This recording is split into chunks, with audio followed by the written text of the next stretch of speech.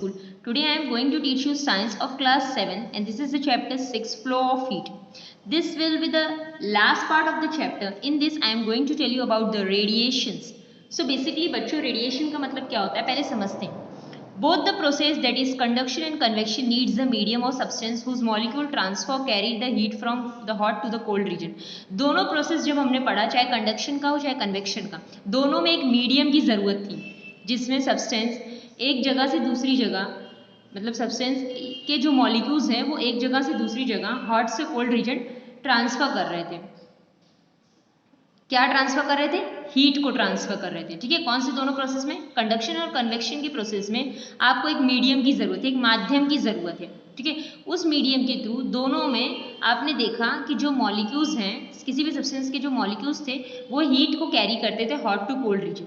In this process the medium is also get heated. अब देखिए पहले पैराग्राफ को रीड करते हैं फिर एक एक स्टेप बाय स्टेप समझेंगे. इस प्रोसेस में क्या होता है, किस प्रोसेस में? रेडिएशन के प्रोसेस में क्या होता है बच्चों, जो आपका मीडियम है वो भी क्या होता है? हिट होने लगता है. क्या होता है?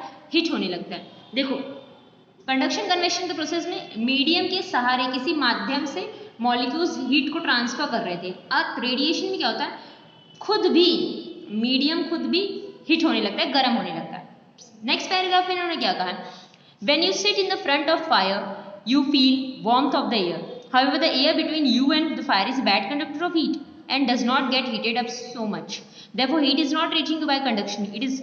It also cannot reach you by the convection since the convection current rises upwards.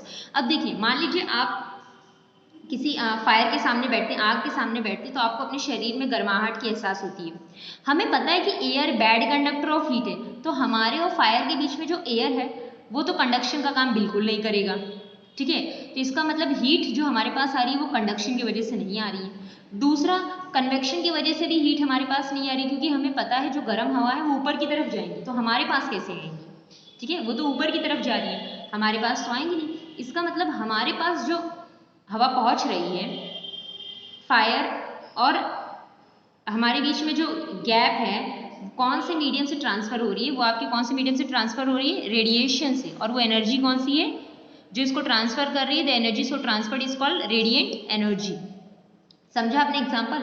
देखिए दोबारा रिपीट करती हूँ. मान लीजिए हम किसी आग के सामने बैठे हैं और हमें थोड़ी देर बाद गर्माहट की एहसास होती है. ठीक है, हमें ये पता है कि हमारे और जो फायर के बीच में जो स्पेस है वहाँ एयर है, तो एयर तो बैड कंडक्टर ऑफ हीट है, हमें पहले से पता था, तो एयर कंडक्शन का काम नहीं करेगा. अब उसके बाद कन्वेक्शन भी यहाँ नहीं है. क्यों? क्योंकि जो गर्म हवा वो तो ऊपर की तरफ जाएगी, तो हम तो सामने बैठे हैं, तो हमारे पास कैसे आ रही है? तो इसमें एक अलग मेथड है. There is therefore another method by which heat reaches you. हमारे पास कोई तीसरे मेथड से हीट हमारे पास आ रही है और वो मेथड है आपका रेडिएशन. ठीक है, और जो एनर्जी है द एनर्जी सो ट्रांसफर्ड, वो कौन सी एनर्जी है? Radiant energy. It does not need a medium to get transfer from the hot body to the cold body. Radiation can take place whether a medium is present or not. अब इसे किसी माध्यम की जरूरत नहीं है. Radiation जो होता है जो हीट को ट्रांसफर करता है इसे किसी मीडियम की जरूरत नहीं है. चाहे मीडियम हो, चाहे कोई माध्यम हो, चाहे ना हो, ये एक जगह से दूसरी जगह ट्रांसफर इजिली हीट को कर सकता है हॉट बॉडी से कोल्ड बॉडी तक.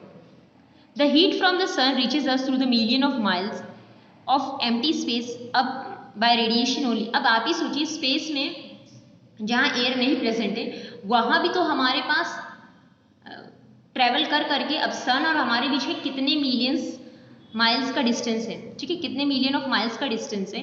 उसके बाद भी सन की जो सनलाइट होती है, हीट होती है, गर्माहट होती है, वो हमारे पास कैसे पहुँच जाती है? सिर्फ रेडिएशन की वजह से. बीच में आपको एम्प्टी स्पेस भी मिलेगा, स्पेस मिलेगा जो बिल्कुल खाली है, वहाँ आपको एयर नहीं प्रेजेंट है, पर तब भी रेडिएशन की वजह से जो आपकी सनलाइट है वो हमारे पास पहुंच जा रही है. सो बेसिकली हमने ये समझा कि कंडक्शन और कन्वेक्शन दोनों के लिए किसी मीडियम की ज़रूरत तो है ही है हीट को ट्रांसफर करने के लिए, हीट को कैरी करने के लिए हॉट टू कोल्ड रीजन. जबकि जो आपका रेडिएशन होता है उसमें मीडियम है तो भी ठीक है, नहीं है तो भी ठीक है, वो ईजिली एक जगह से दूसरी जगह हीट को ट्रांसफर कर लेगा. ठीक है, compare this method of transfer of heat with throwing the book directly to your friend. Also note the book reaches to your friend much faster by this method, but never pass on book like this. देखिए बहुत ही आप हमने जब starting का जब first part पढ़ा था तो हमने पढ़ा था ना कि आप अपने फ्रेंड को बुक कैसे ट्रांसफर करोगे. एक तो पास करके जैसे कंडक्शन में होता है, वाइब्रेट होता है एक मॉलिक्यूल, फिर उसके बाद और लास्ट में लास्ट वाला एंड हॉट हो जाता है। तो आपने अपने फ्रेंड बगल वाले को पास किया, उसने उसको, और लास्ट में आपके फ्रेंड के पास बुक पहुंच गई। दूसरा कन्वेक्शन मेथड में आप खुद उठ के गए अपने फ्रेंड को दिया है, ठीक है, मॉलिक्यूल्स एक जगह से दूसरी जगह मूवमेंट करते हैं, और लास्ट में रेडिएशन में आपने बुक उठा के अपने दोस्त के मुंह पे फेंक दी। ये कभी करना नहीं है, बट एक तरह से रेडिएशन ऐसे ही होता है, रेडिएशन आपका ऐसे ही होता है। Radiation is the method of transfer of heat where heat is transferred much faster than in conduction और convection। और देखिए नॉर्मल सी बात है, अब क्योंकि हम कोई भी चीज़ होती है तो नॉर्मल से जोड़कर ही तो पढ़ते हैं, तो इसमें एग्जाम्पल भी ऐसे दिया हुआ है। इसको ये नहीं सोचेगा कि हमको बुक उसके मुंह पे ही फेंकनी है, बट अगर हम तीनों को कंपेयर करें तो सबसे फास्ट बुक कब पहुंचेगी, जब आप उसके पास फेंकोगे तभी सबसे पहले बुक पहुंचेगी ना। तीनों का अगर कंपैरिजन करें तो कंडक्शन, कन्वेक्शन और रेडिएशन में सबसे तेज हीट कैसे ट्रांसफर होती है आपके कौन से मेथड से, रेडिएशन। अरे आप खुद ही सोचिए ना, इतना ज़्यादा डिस्टेंस होने के बावजूद भी सनलाइट हीट हमारे पास सिर्फ 16 मिनट 8 सेकंड में पहुंच जाती है, ठीक है, हीट सनलाइट जो होती है। तो रेडिएशन की वजह से इतनी, वहाँ तो मान लो लाइट ट्रेवल कर रही है, उसका अलग लॉजिक है, ठीक है, बट आप भी कुछ सोचिए ना कि इतनी दूर डिस्टेंस होने के बाद जो सनलाइट की गर्माहट है वो हमें इसे तुरंत, मतलब जैसे हमारे नज़दीक ऐसा लगता है कि हाँ सन ऊपर है, कितना गर्म महसूस होता है।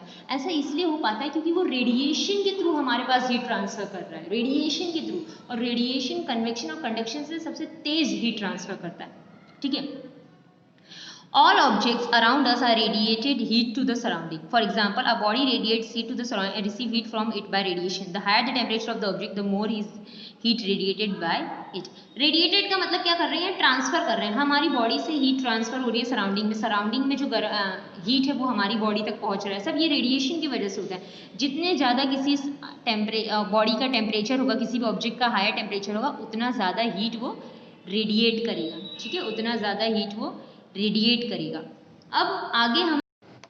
अब हमें क्या पढ़ना है, absorption of radiated heat. So basically radiated heat travels in the same way as light. So basically देखो बच्चों, हमने पहले जो लॉजिक दिया था आपको सनलाइट वाला, क्यों 16 मिनट 8 सेकेंड में हमारे अर्थ तक पहुंच जाता है, तो वैसे ही रेडिएटेड हीट भी लाइट की तरह ही ट्रेवल करता है। इनफैक्ट ये माना गया कि लगभग दोनों की जो स्पीड होती है वो भी सेम होती है, हाँ, लगभग। When in fact it travels at a same speed. When light falls on an object, it is partially observed, partially reflected. जब किसी ऑब्जेक्ट पे लाइट गिरती है, फॉल करती है, तो वो ऑब्जेक्ट उस लाइट को या तो थोड़ा बहुत ऑब्जर्व करता है या थोड़ा बहुत रिफ्लेक्ट करता है। जैसे हमने ट्रांसलूसेंट ऑब्जेक्ट, सॉरी ऑपेक और क्या कहते हैं ट्रांसपेरेंट मटेरियल पढ़ा, उसमें यही तो होता है। ऐसे मटेरियल जो अपने अंदर से थोड़ी बहुत लाइट पास होने दे, पूरी तरह लाइट पास होने दे, बिल्कुल ना पास होने दे। तो वैसे ही यहाँ ये कहा गया कि जब किसी चीज़ पे लाइट गिरती है तो वो थोड़ा बहुत ऑब्जर्व करती है सब्सटेंस, या रिफ्लेक्ट करती है, या कभी कभी अपने अंदर से बिल्कुल पूरी तरह पास होने देती है, जैसे ग्लास। सेम इसी तरह जब रेडिएंटेड हीट किसी ऑब्जेक्ट पे पहुँचती है, या तो वो उसे पार्शियली ऑब्जर्व करती है या पार्शियली रिफ्लेक्ट करती है। थोड़ा बहुत ऑब्जर्व करेगी मतलब अपने अंदर सोखेगी, खींचेगी, या थोड़ा बहुत रिफ्लेक्ट करेगी, वापस कर देगी।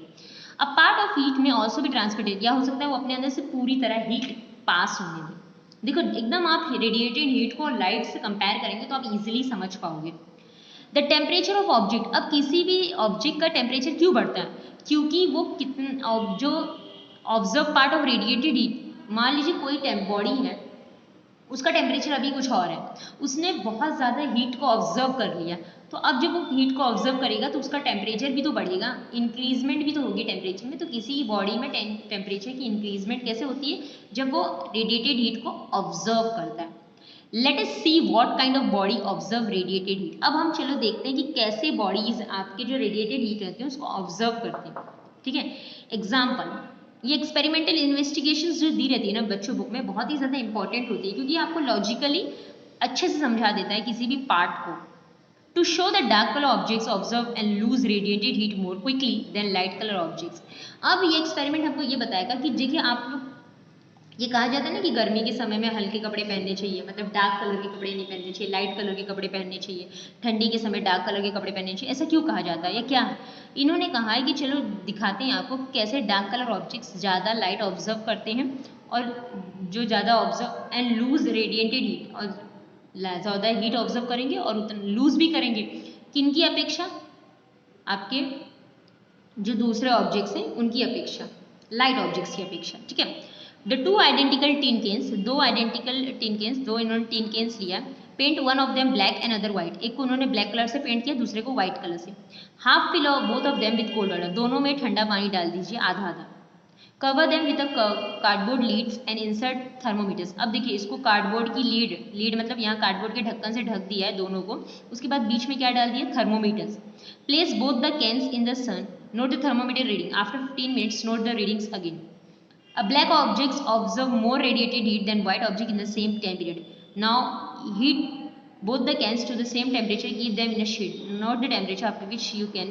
So basically क्या किया गया, पहले तो इन्होंने दो एकदम एक जैसे दिखने वाले टीन के कैन ले लिए, ठीक है, उसके बाद एक को ब्लैक कलर से कलर कर दिया, एक को व्हाइट कलर से, उसको कार्डबोर्ड के ढक्कन से ढक दिया और उसमें थर्मोमीटर डाल दिया उन्होंने, फिर इसमें आधा आधा पानी भर दिया, वो भी एकदम ठंडा पानी, और इसे धूप में रख दिया, ठीक है। उसके बाद इन्होंने क्या कहा कि आप इसका टेम्परेचर नोट कर लीजिए। देखिए इन्होंने शो भी किया, अगर आप इसे ध्यान से देखेंगे बुक को, अगर आप बुक को ध्यान से देखेंगे बच्चों, तो इन्होंने देखिए रेड कलर के टेम्परेचर से, ये रेड कलर के मार्क्स से टेम्परेचर को शो भी किया कि जो ब्लैक कलर का ऑब्जेक्ट है वो ज़्यादा ऑब्जर्व कर रहा है और इसीलिए उसका टेम्परेचर, भाई जो ज़्यादा ऑब्जर्व करेगा उसके टेम्परेचर में इंक्रीजमेंट हो गई, ये हमने आपको पहले पैराग्राफ में भी बताया।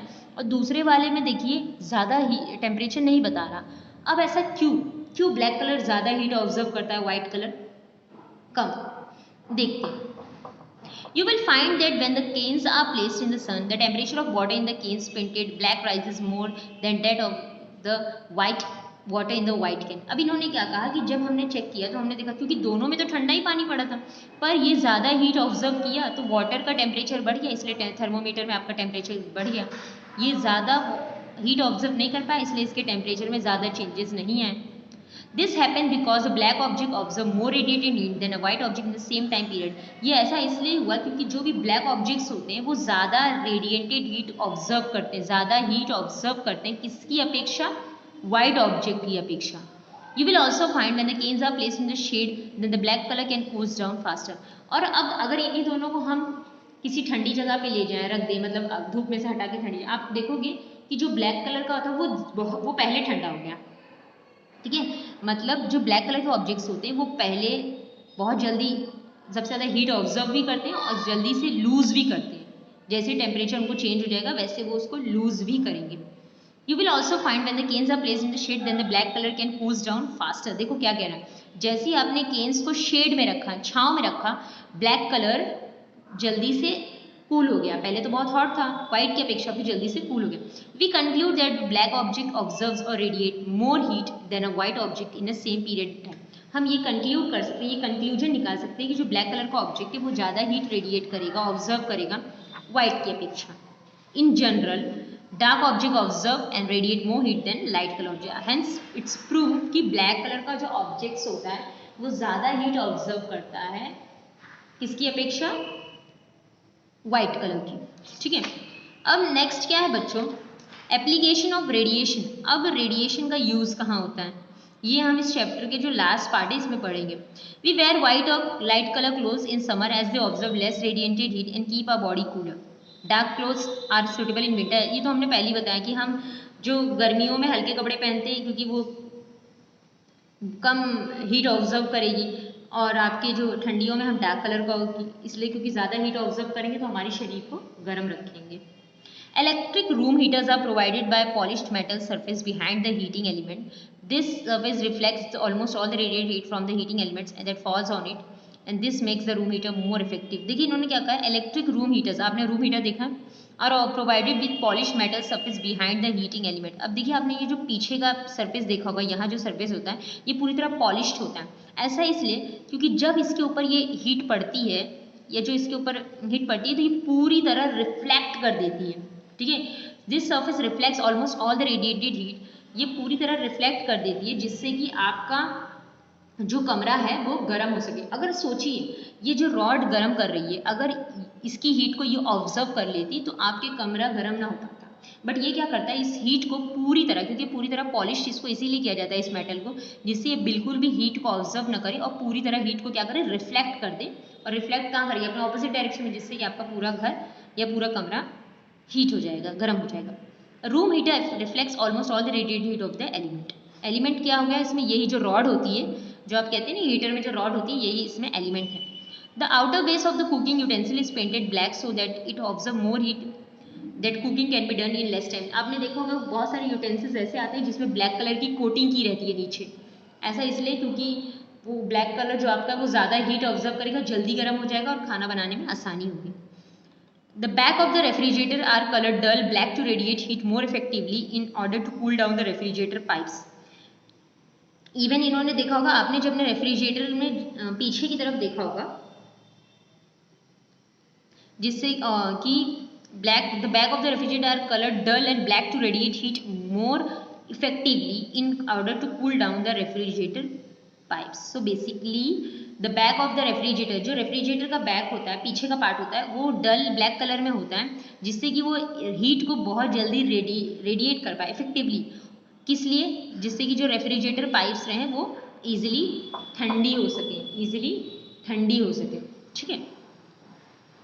डल ब्लैक मतलब ब्लैक में शाइन नहीं रहेगा, हल्का सा ब्लैक कलर में ही रहेगा जिससे वो ज़्यादा से ज़्यादा हीट को रेडिएट कर सके इफेक्टिवली। और क्यों? क्योंकि वो रेफ्रिजरेटर के पाइप्स को ठंडा करना चाहता है। इनकी क्वालिटी होती है ना कि बहुत जल्दी गर्म होते हैं और बहुत जल्दी ठंडे भी हो जाते हैं। Electric hot plates are also coloured dull black to radiate maximum heat. अब देखिए जो इलेक्ट्रिक हॉट प्लेट्स होते हैं, मतलब ऐसी प्लेट्स जो आपने जैसे इंडक्शन का देखा होगा, ये सब इसीलिए इनको ब्लैक किया जाता है कि जिससे ज़्यादा से ज़्यादा हीट को रेडिएट कर सके, हीट को ट्रांसफर कर सके, ठीक है। Preventing loss of heat, observe भी करते हैं और ट्रांसफर भी करने में इनको कोई प्रॉब्लम नहीं होती। ट्रांसफर क्या मतलब ऑब्जर्व कर लेते हैं ज़्यादा से ज़्यादा हीट। अब देखिए जो इंडक्शन या जो भी आपकी ब्लैक कोटिंग होती है, ये ज़्यादा हीट ऑब्जर्व करेंगे, मतलब बहुत जल्दी गर्म हो जाएंगे, तो जो भी आप खाना बनाओगे, जो भी चीज़ रहेंगी वो फटाफट काम हो जाएगा आपका। प्रिवेंटिंग लॉस ऑफ हीट थर्मोफ्लेक्स, अब ये जो देख रहे हैं आप, ये आपकी थर्मोफ्लेक्स की बॉटल जिसमें आप ठंडियों में गर्म पानी पीते हैं, देखा होगा ना आपने इसको। इसमें ग्लास लगी रहती है, outer case, vacuum seal, stopper, double walled glass vessel, ये सारी चीज़ें इसमें बनी हुई है। हम इसको फटाक से रीड करते हैं जिससे हमारा चैप्टर आज खत्म हो जाए।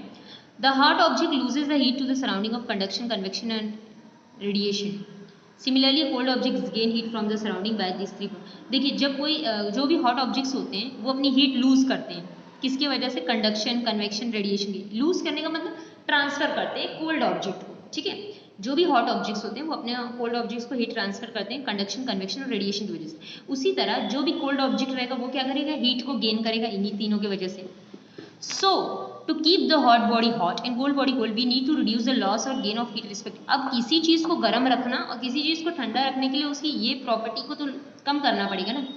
देखिए नॉर्मल सी बात है, कोई भी गर्म चीज़ होती है तो वो अपनी हीटनेस को लूज करती है किसी कोल्ड ऑब्जेक्ट को जो उसके कांटेक्ट में आ जाता है एक समय के बाद, थोड़ी देर के बाद। जबकि अगर हमें किसी चीज़ को लंबे समय तक गर्म रखना है, लंबे समय तक ठंडा रखना है, तो हमें इस प्रॉपर्टी का कैसे ना कैसे रिड्यूस करना पड़ेगा जिससे कि वो काफ़ी समय तक गर्म या ठंडा रहे। A thermo flask is a household item that use to keep things warm और कोल्ड फॉर लॉन्ग टाइम। अब ये जो आप बॉटल देख रहे हो ना, ये ज़्यादा समय तक पानी को गर्म या ठंडा रख सकता है। It consist of double walled vacuum flask. अब इसमें वैक्यूम फ्लास्क देख रहा होगा, double walled vacuum flask. A vacuum flask is a bottle made up of glass metal with hollow walls. अब होता क्या है, डबल वॉल्ड ग्लास वेसल जो इसमें कहा गया, कांच की डबल वॉल, दो ग्लास, डबल मतलब एक के पीछे कैसे दो ग्लास करके बना होता है, और बीच में हॉलो। हॉलो का मतलब ऐसी इनकी जो वॉल बनी होती है, जो आपकी बॉटल की वॉल बनी रहेगी ऐसे एक के पीछे एक, समझ रहे ना, एक के पीछे कैसे दो ग्लास की वॉल बनी रहेगी, हॉलो खोखली रहेगी बीच में। The narrow region between the inner and outer walls is evacuated of air and seal together at the next और at the bottom. The narrow, अब देखिए इसमें इन्होंने क्या कहा कि जो the narrow region between the inner and water, अब जो इसके बीच का पार्ट होगा, जो इन दोनों के बीच का रीजन होगा, ये जो हॉलो वॉल्स है दोनों के बीच का जो रीजन होगा, and evacuated of air and seal together at the next और एट द बॉटम, दो पूरी तरह से इनको सील किया हुआ है, इस तरफ अंदर से और बाहर से, ठीक है। The walls are silvered and the vessel is put in the metallic case and is separated from it by the cork or plastic supports. अब देखिए यहाँ प्लास्टिक का सपोर्ट लगा रहता है, फिर ये सपोर्ट दिया गया है। एक तो इन्होंने यहाँ डबल कोटिंग की, दो ग्लास हो गया यहाँ, उसके बाद इसके बीच में भी एक गैप रखे रहते हैं, और ये इनके बीच में जो गैप होती है किसके थ्रू करते हैं? कॉक सपोर्ट के बीच में सेपरेट किए रहते हैं। प्लास्टिक या जो आप प्लास्टिक भी कह सकते हो, इन दोनों के उससे इसको सेपरेट किए रहते हैं। मतलब सोचिए आपके बॉटल में कितनी लेयर्स होती हैं, एक हो गई, दो, और ये तीसरी, इन दोनों के बीच में इसको पूरी तरह सेपरेट किए। द वॉल्स आर सिल्वर, पूरी तरह सिल्वर रहेंगे। ये डबल ग्लास आपकी वॉल है, इसके बीच में यहाँ तो पूरा वैक्यूम है। वैक्यूम मतलब आपकी जहाँ बिल्कुल कोई तरह हल्का सा भी हवा नहीं होगी, ठीक है, ये पूरी तरह वैक्यूम है। उसके बाद यहाँ इन्होंने प्लास्टिक का सपोर्ट दिया हुआ है। और नेक्स्ट फिर इन्होंने क्या कहा, सो बच्चों इन्होंने क्या बोला हमें, देखिए सबसे पहले इन्होंने बताया थर्मोफ्लास्क के बारे में कि यहाँ देखिए यहाँ स्टॉपर लगा है, ये पूरी तरह प्लास्टिक का होता है। ये प्लास्टिक का इसलिए यूज़ किया जाता है क्योंकि प्लास्टिक आपका क्या है, इंसुलेटर है, अंदर की जो भी हीट होगी उसको बाहर नहीं जाने देगा और बाहर की अंदर नहीं आने देगा, ठीक है। उसके बाद इन्होंने इस पार्ट को वैक्यूम क्यों रखा, क्योंकि वैक्यूम का मतलब जहाँ बिल्कुल एयर नहीं है। एयर क्या करेगा, आपके कन्वेक्शन में तो हेल्प करेगा, कन्वेक्शन के थ्रू हीट ट्रांसफर करने में कुछ तो लगेगा। मतलब कोई बिल्कुल भी कोई मीडियम नहीं दिया इन्होंने। जब कोई भी मीडियम नहीं दिया तो हीट आपका बाहर का टेम्परेचर, इसको जो यहाँ इस बॉटल का टेम्परेचर होगा वो बाहर नहीं जा पाएगा, ठीक है। नेक्स्ट थिंग इन्होंने क्या कहा, आपका जो सिल्वर्ड वॉल है, अब यहाँ इन्होंने इस बॉटल को सिल्वर कलर का क्यों रखा है, जिससे कि ये जो बाहर की हीट होती है उसको रिफ्लेक्ट कर सके। अब मैं आपको पैराग्राफ एक बार रीड कर देती हूँ, आप समझ जाओगे। The mouth of the vessel is closed by stopper made up of insulating material like cork and plastic। अब इसको देखो, स्टॉपर से बनाया गया इंसुलेटिंग मटेरियल जिससे कि बाहर की बिल्कुल यहाँ की हीट बाहर ना जा सके, बाहर की अंदर ना सके। The vacuum between two glass walls of a thermoflask considerably reduce the flow of heat by conduction and convection। अब देखिए इसको वैक्यूम क्यों रखा है, पूरी तरह खाली क्यों रखा है, मतलब कोई भी मटेरियल कोई भी मीडियम नहीं है, जिससे कि कंडक्शन और कन्वेक्शन ना हो पाए। कंडक्शन और कन्वेक्शन ना हो पाए तो हीट का ट्रांसफर ही नहीं हो पाएगा बाहर से अंदर, अंदर से बाहर। इसलिए क्योंकि कंडक्शन कन्वेक्शन दोनों को एक मीडियम की ज़रूरत होती है हीट ट्रांसफर करने के लिए। The silver surface reflect the heat back दस द रिड्यूसिंग रेडिएशन।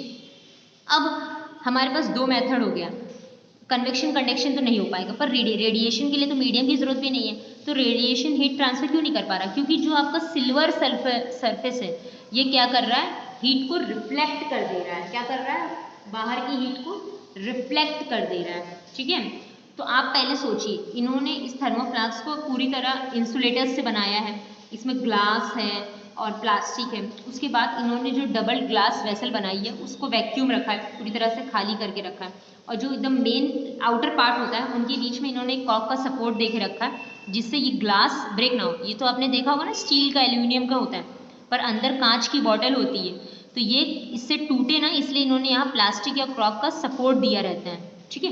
उसके बाद इन्होंने इस जो वेसल को होता है इसे पूरी तरह किससे कलर किया जाए, सिल्वर से, जिससे रेडिएशन से हीट ट्रांसफर ना हो सके। सिल्वर क्या करता है, हीट को रिफ्लेक्ट कर देता है। क्या करता है, हीट को रिफ्लेक्ट कर देता है। जब हीट को रिफ्लेक्ट कर देगा तो बाहर की हीट अंदर नहीं आ पाएगी, मतलब हीट को ऑब्जर्व नहीं कर रहा।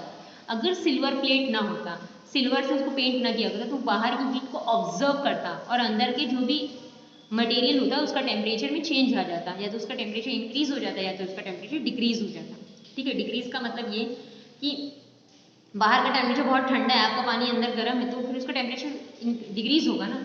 सो बेसिकली ये इसका पूरा कॉन्सेप्ट है। आई होप आपको चैप्टर समझ में आया। कोई कंफ्यूजन होगा तो प्लीज़ प्लीज़ प्लीज़ हमें बताइएगा ज़रूर। Thank you so much. जय